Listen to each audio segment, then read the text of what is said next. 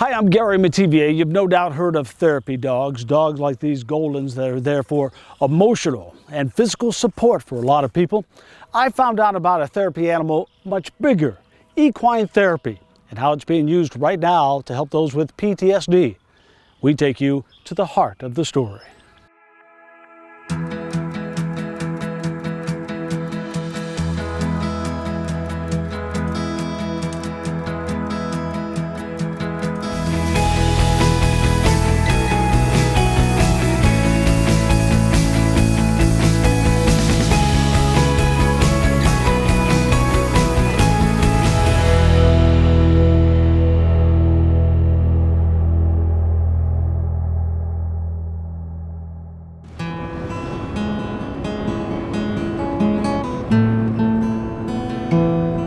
On a cool, crisp spring day in rural Illinois, Megan Sundin is busy. Inspired by her father, who was orphaned as a child, but found a family and so much more. He said that when he was adopted on the orphan train, the first thing his parents bought him was a pony, and that saved his life. So I kept trying to think, how could a pony save his life? Because we had so many horses that my dad had to sell a horse so I could have a pair of shoes. His life and hers would always revolve around horses and finding a way to give back. Was there a special moment that made you say, I have to do something? Yes. When my father died in 2010, our family dynamics changed drastically, and we didn't understand what was going on. And I figured, I'm a teacher at heart, I'm a certified teacher, so I thought I need to do something with horses that doesn't involve horseback riding. When you see that moment when a horse is helping a veteran, you see that connection. I know you're watching for it. What does that mean to you personally? It's very humbling. It's interesting. It behaves differently for every single person that comes through here. So some of the behaviors become very unique and stick out. And when we see that pattern, then that's when we really start to pay attention. There's something unique going on. Megan has more than 6,000 hours of training. She wants to be clear. While we're about to show you an overview of her equine assisted services, it is much more complex and needs to be left to the pros. Horses survived in the wild with their innate ability to read their environment, respond to nonverbal body language. This horse has not been trained for therapy, but reacts naturally to a veteran dealing with PTSD. Doc agreed to let us watch a session. Hello there, sir. How are you? Good. Good to see you again. Good to see you. I'll Gary take a hug. Metivier, how are you? Nice to meet you. Nice I'll to see take a you. hug. Thank you for your service, sir. Thank you for your support. So I was a combat medic with the 1st Infantry Division. We were for the first part of the Iraq War. I was a straight just infantry medic, so on the line with the guys. So you saw a lot of stuff. Quite a bit. I had 4 tours, mostly in Baghdad and Tikrit, Mosul, Ramadi. A couple of the good hot spots. You come home, you can't help but bring some of that home with you, huh? Yeah, it was. I had a long career, 10 years and 2 Purple Hearts, and just a lifetime of memories. There's definitely give and take. I think he wants respect much as I do, so, and I don't want to show any fear either. So I think it's kind of give him a little, he gives me a little, and we check each other when it comes to it. So. The equine therapy session begins.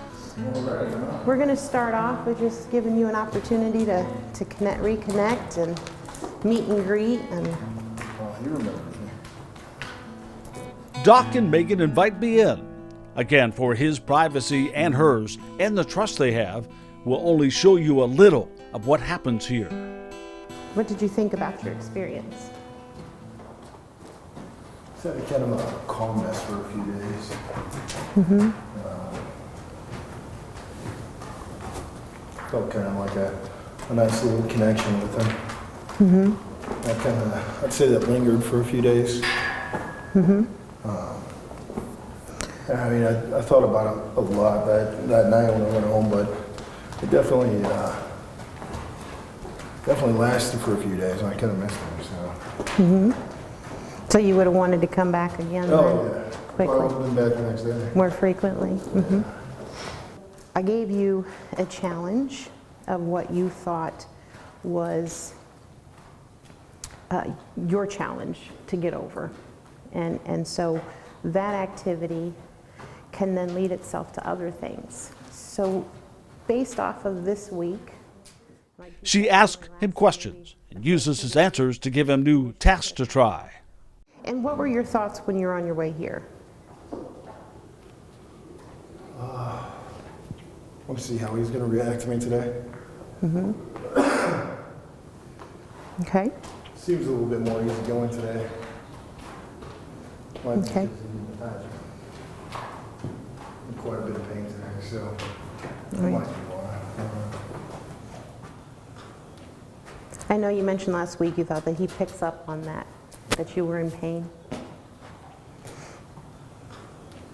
Watching for unique behavior, actions, and reactions from both of them. So now this is the first time he's ever led him. And last week it was the first time he ever seen a horse. I noticed when you took the lead rope and you started walking over there, he started making noises at you. Yeah, What'd you think about that? probably doesn't want to be locked up. Doesn't He's a he? free spirit. I don't think he likes being leashed up very much. He's a big guy. Is that something that you can relate to? Yeah, I mean,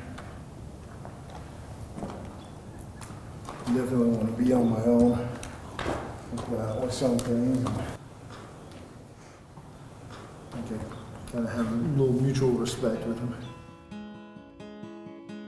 An activity that I would like you to do is to go and take him into any part of the arena that you feel comfortable. And I want you to stand in front of him and hold on to his halter and put your chest against his head. And I want you to get in rhythm with his breathing. So close your eyes and find that rhythm. Two powerful and independent personalities trying to find a rhythm, trying to make a connection while commanding respect from each other. So you can see the horse isn't settling in yet. Once they connect, then they will have that connection.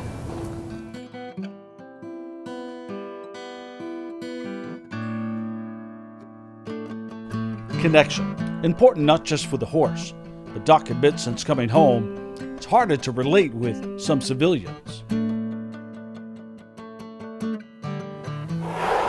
People worry about, being in line too long at Starbucks, and we waited 56 hours on combat missions, so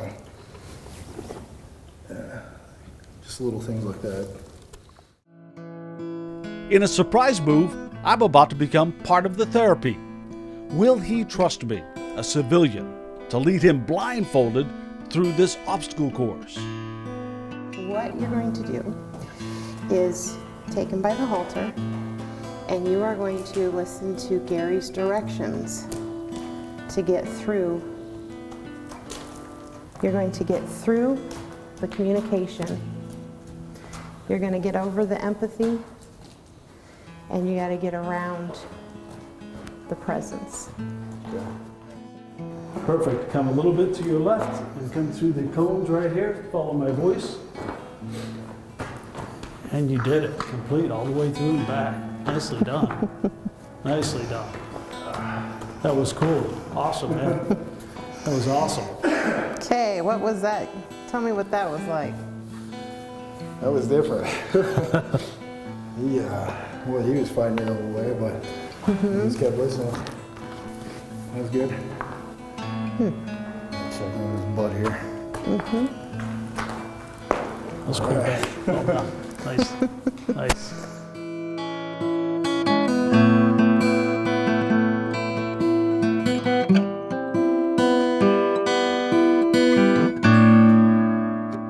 Your You were talking about a slogan in there. Can you tell me about that? So a slogan that I've always had is never above, never below, always beside. With veterans, you never want to be above somebody, and with a mutual respect, you're never below them. You always want to be beside them, walking beside them, showing them support. So it's something I've always tried to live by. I'm not any better than any veteran, and any awards or anything I have or what I've done in the military, everybody has their job, everybody does their thing, and I don't feel that I'm any better than anybody. So when veterans or anybody needs help, I try and show them that respect. Is getting this kind of help for you going to help you to help more vets too? I hope so. There's a lot of guys that won't seek help, that won't go to therapy simply because they're worried it's going to be talking to somebody that doesn't understand them, or somebody trying to push pills on them. You don't have to talk to him, and he's not going to shove pills down your throat. And there's something to be said about getting in the ring with somebody that's 1,600 pounds. I mean, he's got a little bit of weight on me, so kind of helps you overcome some fears too. Yeah, he's not going to take any crap from you. Yeah, exactly. So I think that helps, and maybe some other guys or gals would be able to benefit from that as well. Well, thank you for your service then and now, man. Appreciate it. Thank you. It's awesome. Thank you.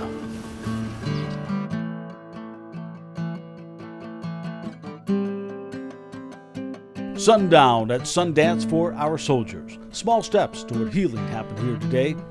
Many more small steps still lie ahead for Megan, veterans, and a horse named Smoke.